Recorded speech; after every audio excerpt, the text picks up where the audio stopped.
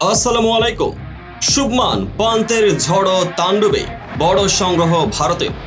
বাংলাদেশকে 515 রানের লক্ষ্য দিল ভারত। লড়ছেন শান্ত ও সাকিব আল হাসান।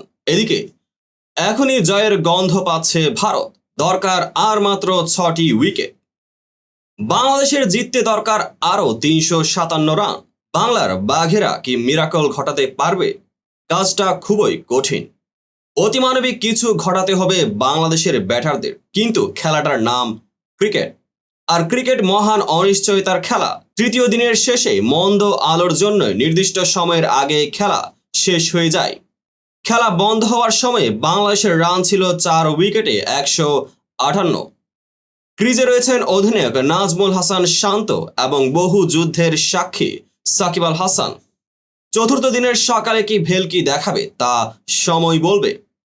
4 উইকেটে 287 রানে ভারত দ্বিতীয় ইনিংসের সমাপ্তি ঘোষণা করে।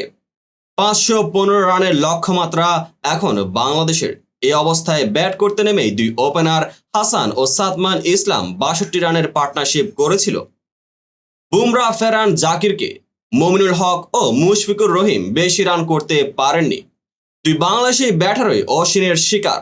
এখন লড়ছেন শান্ত ও সাকিব আল হাসান। এর আগে ঋষভ পন্থ ও শুভমান গিলের জোড়া সেঞ্চুরিতে ভারত নিজেদের গুছিয়ে নেয়। 287 রানে দ্বিতীয় ইনিংসের সমাপ্তি ঘোষণা করে দেয়। ভারতীয় বোলারদের মধ্যে বুমরা ও অশ্বিন 3টি উইকেট নেন। রবিবার বাকি 6টি উইকেট কি তুলে নিতে পারবে ভারতীয় বোলাররা? ভিডিওটি সম্পূর্ণ দেখার জন্য ধন্যবাদ। আপনার মতামত অবশ্যই কমেন্ট বক্সে জানিয়ে দিবেন। দেখা হবে পরবর্তী আপডেটেড ভিডিওতে।